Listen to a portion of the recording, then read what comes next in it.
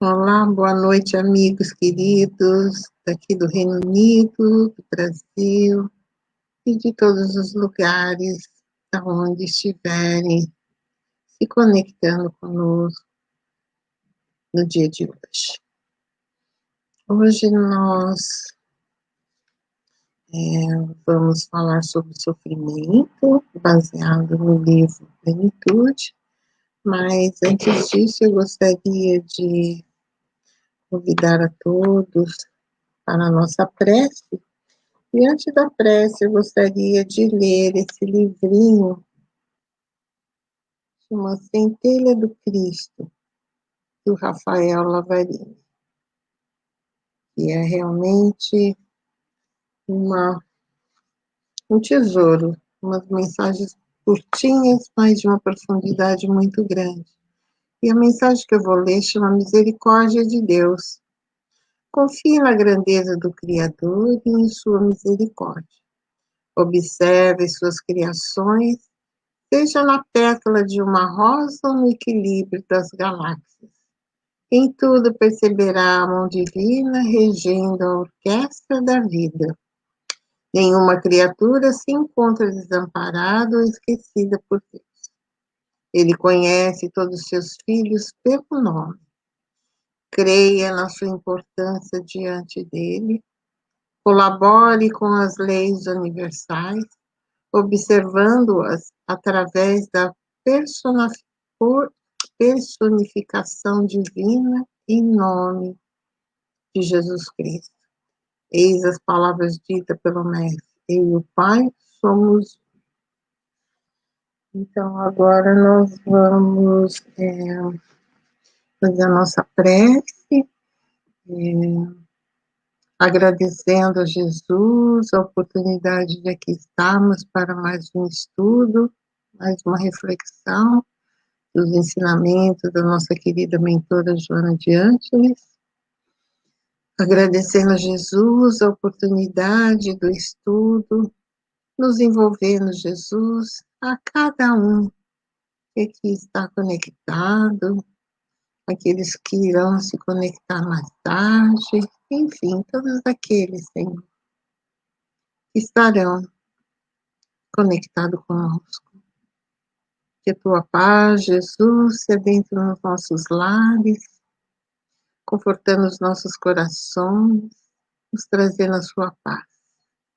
Jesus, amigo celeste, querida mentora Joana, nós agradecemos imensamente todo o amparo, todo acolhimento e a nossa gratidão pelas mensagens e por todo o apoio que a mentora nos traz através dos seus livros. Que a querida mentora possa abençoar a cada um de nós, que possa trazer muita paz, e que na noite de hoje a nossa reflexão possa trazer para nós um conforto e novas diretrizes. Que assim seja. Bom, hoje o tema será o sofrimento, que é extraído desse livro da mentora. Plenitude.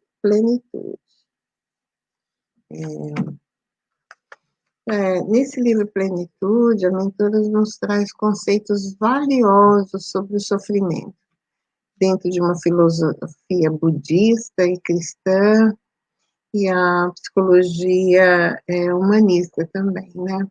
Que vai ampliar nosso olhar sobre o sofrimento, vai fazer com que a gente reflita na problemática humana existente no próprio indivíduo, né? Em nós mesmos, o desconhecimento de si mesmo, e tendo em vista os urgentes fatores de desencadearam o sofrimento, que arrastaram multidões ao desalento, à alucinação, a fugas doloridas, como suicídio, e os vícios, né? Todos os vícios.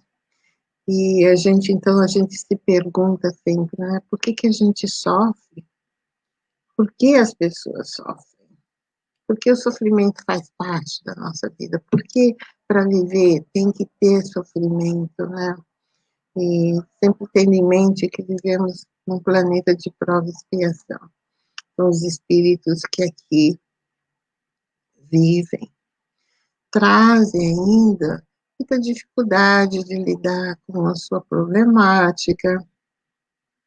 Existe ideias, escolhem, né, fazem escolhas equivocadas. E como nós somos inseridos nas leis de causa e efeito, então todo o nosso ato, ele vai gerar um efeito. E muitas vezes o sofrimento vem daí. Pode vir de outras vidas, né, também, aonde nós teremos que refazer a nossa história, né? E a mentora, então, nos diz como devemos compreender o sofrimento, né? Como a gente lida com o sofrimento e a dor. E a mentora diz que a dor não é uma punição, né? Ela é parte da, do nosso processo evolutivo, né? E, então, no livro Plenitude, a mentora diz que na busca incessante do prazer, nós vamos nos transferindo de uma para outra sensação, gerando desequilíbrio e ansiedade, que são responsáveis pelo sofrimento. Então, olha aí, é aquela busca errada nos valores materialistas, né? Poucas pessoas buscam os conceitos morais dos seus atos, né? E ela continua dizendo que em que selecionar os valores reais nesse momento se faz de maior importância, diferenciando o que é do interesse mais superficial, da aspiração do ego, as aspirações mais grosseiras, e quais são aquelas outras mais sutis e enobrecedora, que se adquire na resistência, na renúncia, nos esforços elevados, na abnegação, no cultivo da vida interior, no domínio da matéria pelo espírito. Então, ela traz aqui os conceitos, os valores morais, né? As virtudes, as conquistas da virtude, a renúncia, né? Em vez de ficar na busca exacerbada dos prazeres do mundo. Então, ela diz que selecionar os valores reais são muito importantes. E ela diz que é muito importante que nós lembremos que o corpo é um instrumento transitório para o ser eterno e que propicia à alma a sua ascensão e deve ser feito pelo exercício das virtudes. Mais uma vez, lembrando do nosso comportamento diante das virtudes, né? Que foram tão bem apresentadas para nós pelo nosso querido Mestre Jesus. E ela diz, não que em função disso, devemos ter aquele comportamento extremo de não vivenciar as alegrias da vida cotidiana, mas que é importante buscar a compreensão das finalidades existenciais, que é o sentido. Esse é o sentido. Poder fazer um exame aprofundado das situações que se apresentam e adquirir um estado interior de paz para passar pelas situações sem se ater às situações. Então, passar pelas situações e não permanecer nela, né? Então, isso é muito importante, porque muitas vezes ficamos presos num problema e não vivemos. Quantas pessoas que passam uma vida presa num sentimento, num acontecimento que teve na sua vida que foi traumatizante, não estamos negando, mas a pessoa não fez nenhum movimento para se desvencilhar daquilo, né? Trazer alívio, buscando, ora, uma religião, uma fé, né? Que ajuda muito, ou então uma terapia, né? Que muitas vezes, na maioria das vezes, são muito positivas e ajuda. Então, ela diz que quando a gente vê tantas pessoas que dispõem de muita soma, de muito prestígio social, econômico, e que ainda assim se veem atordoídas pelo vazio existencial, pelo tédio, pela insatisfação, que são fortes causas do sofrimento, que muita gente acha que os bens materiais, né, os, os cargos, a posição social, são sinônimo de felicidade. E a gente sabe que não é. A felicidade é uma conquista da alma. Se fosse assim, nenhuma pessoa abastada teria depressão, cometeria suicídio, teria tristeza, sofrimento. É, é completamente distinta as situações, né? E ela diz que muitas vezes, por não sabermos distinguir entre aquilo que é essencial e aquilo que é supérfluo, aquilo que convém ou que não nos convém, no sentido do nosso crescimento espiritual. Faz com que muitas vezes nós extrapolemos nas aspirações e nos atormentemos pelo desejo mal conduzido. Aqui, outra vez, a má escolha, né? A falta do discernimento para saber distinguir aquilo que é essencial para o meu crescimento espiritual. Ela diz que ninguém tem o destino do sofrimento, ele é resultado da ação negativa, de uma má escolha. A maioria dos sofrimentos decorrem da forma incorreta, porque a vida é encarada. Então, eu vejo situações que me traz sofrimento, mas poderia ser diferente. A falta de, às vezes a pessoa quer comprar uma roupa de grife, quer comprar aquilo, quer comprar aquilo, e não tem dinheiro, então cria sofrimento, né? Às vezes a pessoa vai e dá um passo errado, seja num relacionamento, e mais tarde vai resultar de consequências, né, que trará sofrimento.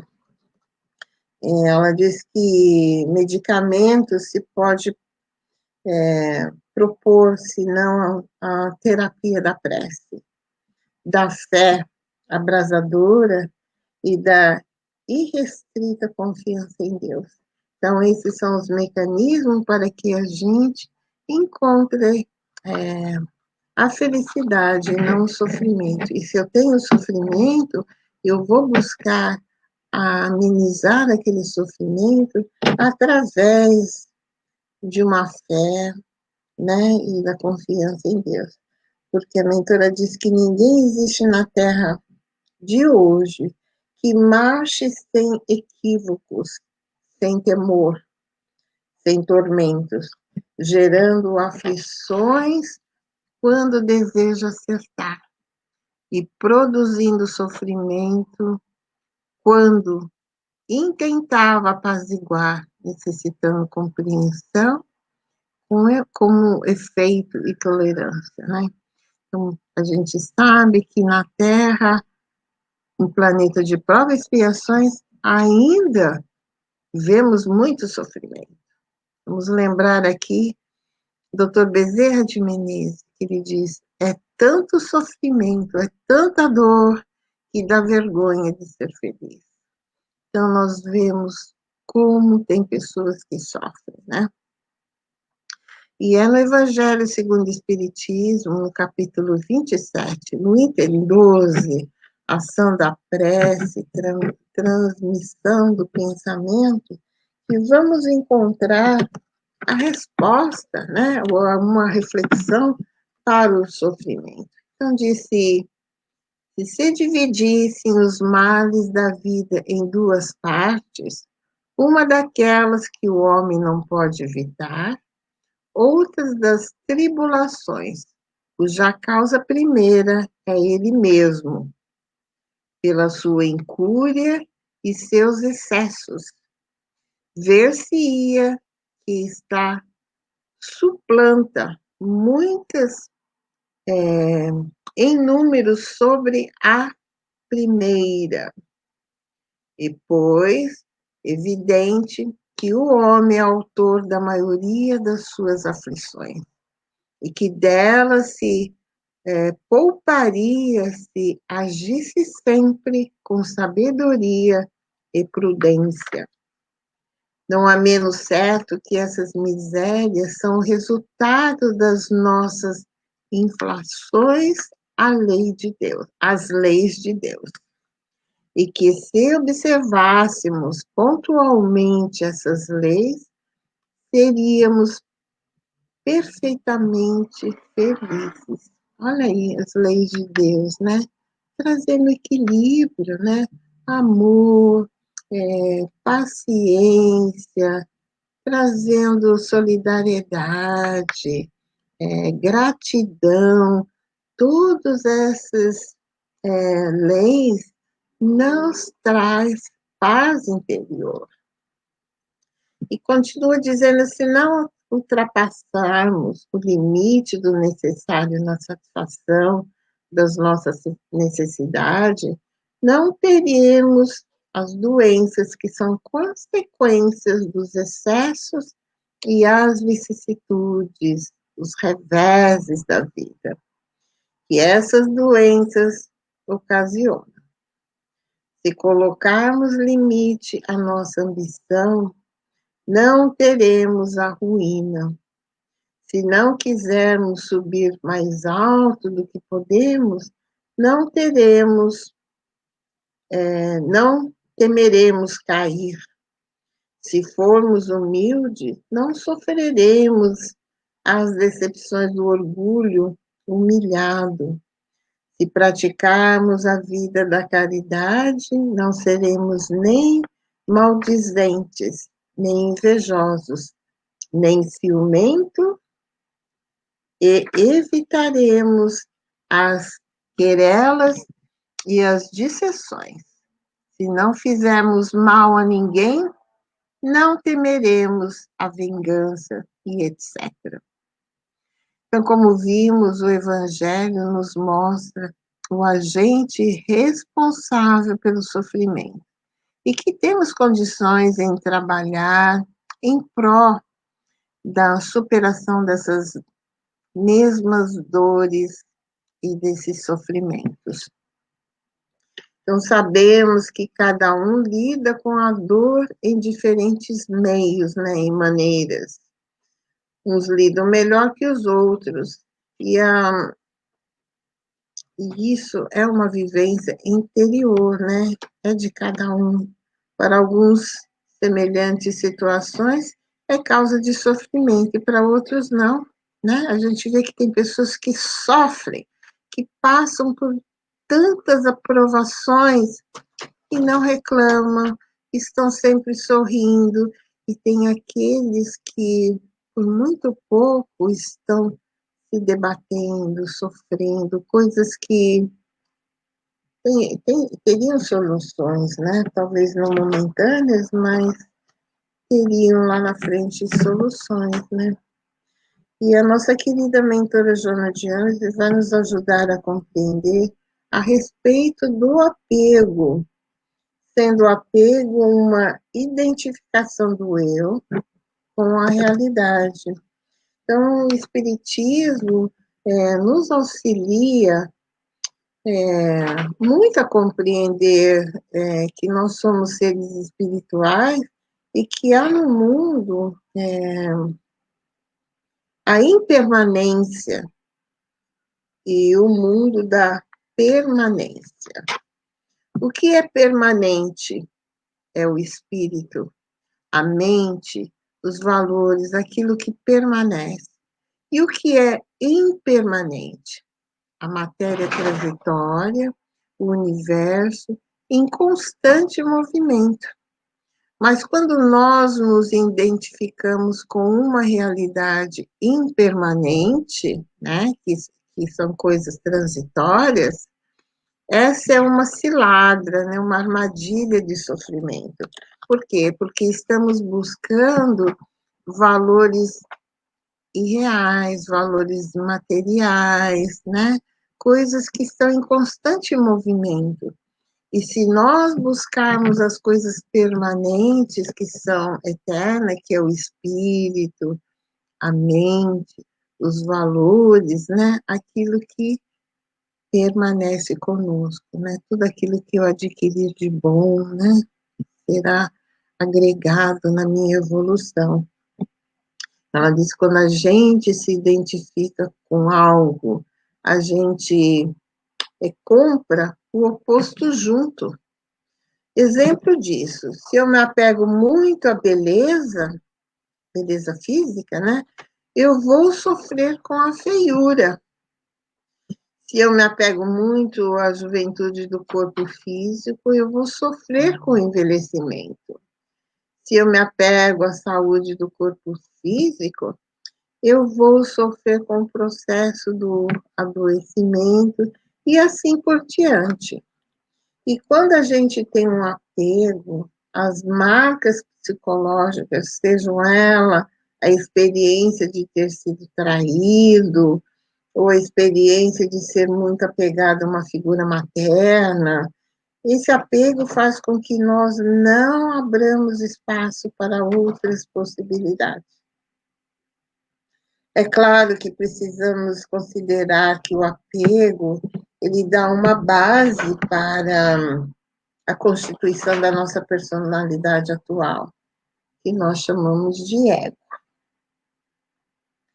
Dá a ligação do bebê, por exemplo, com a mãe, com as figuras paternais, no estado primitivo do desenvolvimento, é muito importante.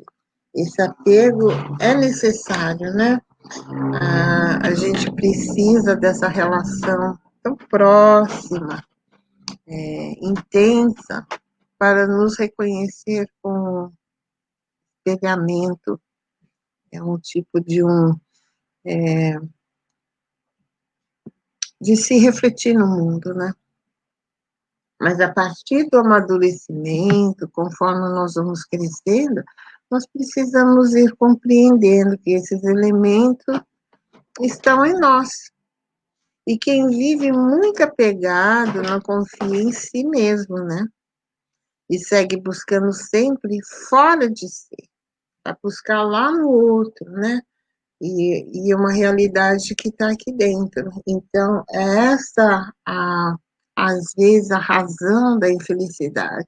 Ela vai buscar, eu quero ser feliz, mas eu vou buscar felicidade no outro. Fulano vai me fazer feliz. E isso não existe.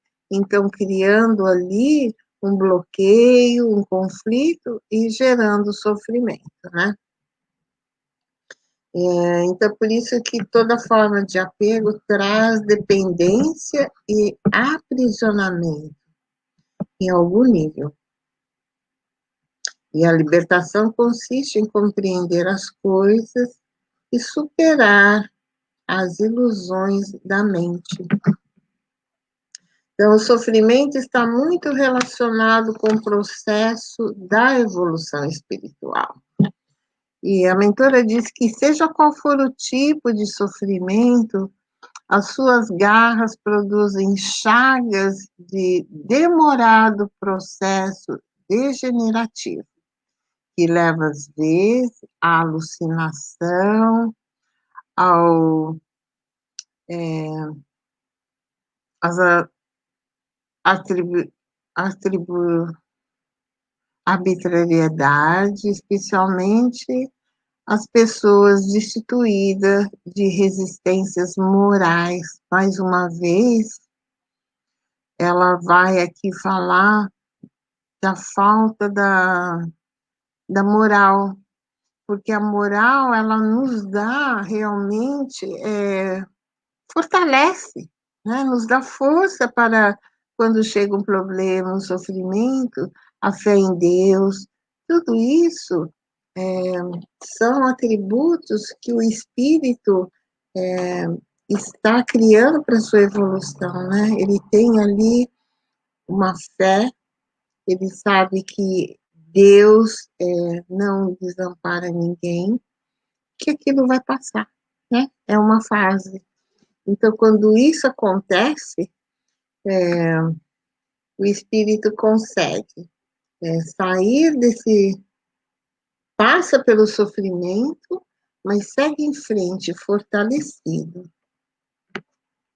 Ela diz que a gente, que aquele que possui uma fé religiosa e transfere o testemunho para o futuro espiritual, suporta melhor as lâminas cortantes com equilíbrio, logrando vencer a conjuntura, superando-se e saindo da crise com amadurecimento em paz. Então, não é porque eu sou espírita, eu sou católica, eu sou budista, eu sou judeu, seja lá qual for a minha crença, eu não vou passar pelo sofrimento. O sofrimento faz parte do ser humano. A dor, ela é igual para todos, mas como eu vou lidar com a dor? Como eu vou passar? Eu vou ter forças para passar por aquilo. Diferente de uma pessoa que não acredita em nada, né? Então aquilo vai criando desespero, sofrimento, e a pessoa muitas vezes começa a ter atos mais sérios, né? Como o suicídio, achando que a dor é demais, que não vai aguentar, então vai e tira a vida, né? E aí criando mais sofrimento. Então, o espiritismo, em razão da sua complexa estrutura cultural, científica, moral e religiosa, é a doutrina capaz de equacionar o sofrimento, libertando as suas vítimas. Ela diz que Carl Gustav Jung foi possivelmente quem melhor penetrou a realidade do sofrimento, propondo a sua elucidação e cura. Então, embora ele reconhecesse que toda generalidade peca por insuficiência de recursos para o atendimento, desde que cada caso é específico, né? E exige uma linguagem terapêutica também especial, adotava os dois comportamentos como método eficaz para os resultados saudáveis. Ao mesmo tempo, recomendava o apoio religioso. Olha que ele auxiliava seus clientes. Ele, além da terapia, ele recomendava o apoio religioso, portador de excelente contribuição para a cura da alma, na qual se cediam todas as causas do sofrimento, porque a pessoa ia e trazia a vivência dos ensinamentos de Deus, ou de Jesus, ou de qualquer outra religião, do budismo, seja lá confortando, né? E dando àquela pessoa estrutura para aquele momento do sofrimento.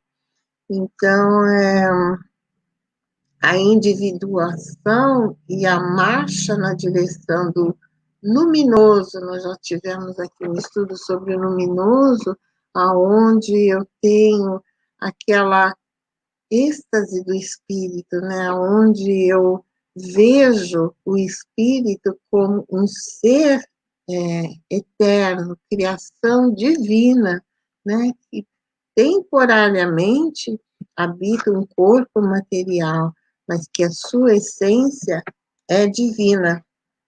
Então, esse luminoso construíram-lhe valiosos mecanismos terapêuticos para os problemas dos pacientes que o buscavam. Então, veja que Carl Gustav Jung trazia, dentro da terapia, os seus valores morais, né? Que nós vamos encontrar nas religiões. Então, a promoção moral proposta pelo Espiritismo e a contribuição extraordinária que dá através do fato de ser a alma imortal, herdeira dos próprios atos, que equivocados são geradores do sofrimento. Então, toda vez que eu estou tendo uma ideia ou uma atitude equivocada, eu vou gerar sofrimento. Então, como nós vimos lá no Evangelho, o sofrimento é gerado pelo próprio homem, não é? Tem muita gente que adora culpar Deus, né? Por que que eu sofro? Por que que Deus permite? Por que que Deus me faz assim? Não, Deus não faz nada disso, somos nós. Ou nessa vida, vamos buscar o Evangelho no capítulo 5, causas atuais das aflições, ou causas futuras das aflições. Então, se a causa não está nessa vida, ela está na vida anterior, né? Então, muitas vezes eu reencarno e tenho dívidas, né? Para ser acertadas.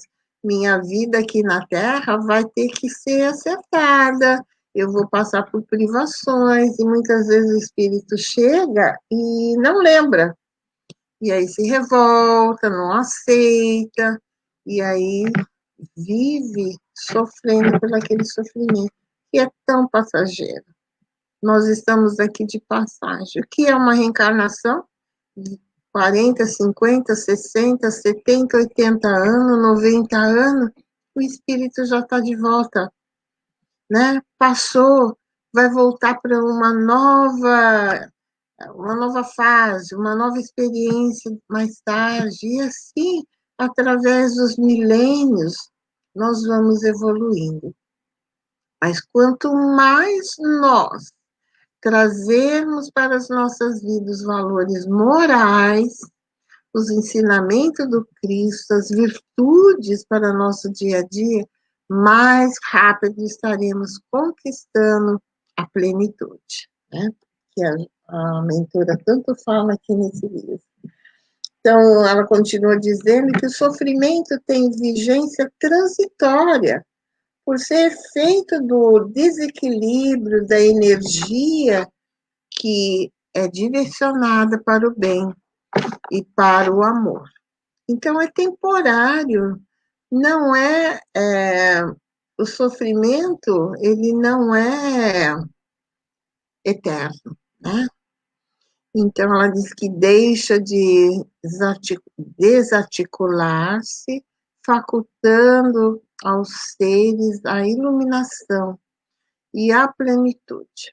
Portanto, a saúde integral que todos os seres do mundo está reservada pelo Pai Criador. Então, nosso Pai ama todos nós, Ele sabe de cada um de nós e Ele nos assiste, né? Então, no seu livro Desperte e Seja Feliz, ela diz que ninguém passa pela Terra sem a presença da agonia, e sempre surge para cada um consoante a necessidade do resgate, em que se encontra em curso. Então, nós temos, ele é o aguilhão que nos impulsiona para a evolução. É através dele que nós vamos crescendo como ser, né? Então, era essa a nossa reflexão da noite, que a mentora nos traz com tanta propriedade, né, para nós falar sobre o sofrimento. Então, é isso. Deixa eu ver se tem alguém aqui. Comentário, não.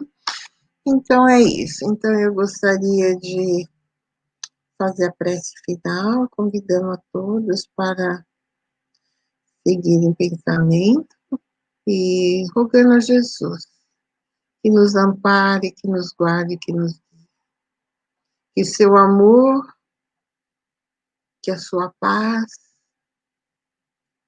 que os seus ensinamentos possam estar presentes nas nossas vidas, e nas nossas orações, a nossa conexão possa chegar até ti, Jesus, fortalecendo a cada dia, despertando a nossa consciência de sono para os seus ensinamentos, que nos traz um novo horizonte, que nos apresenta uma nova paisagem, que todos nós podemos construir, podemos refazer a nossa caminhada. Agradecemos a querida mentora pelo acolhimento, pelos espíritos simpatizantes com esse estudo, e que Jesus possa se adentrar a cada lar, trazendo muita paz, harmonia, e que nessa plenitude que nós estamos em busca, em breve possa fazer parte da nossa caminhada, dos nossos atos, possamos agir com mais elementos morais, baseados nos ensinamentos do Cristo, para que a gente possa sofrer menos. Possamos ter uma boa semana, uma semana de paz e de reflexão. E que Jesus nos ampare na nossa caminhada hoje e sempre. Que assim seja. Então, desejando a todos uma boa noite, uma boa semana. Que Jesus e que a mentora Joana possam nos abençoar. Então, fique com Deus.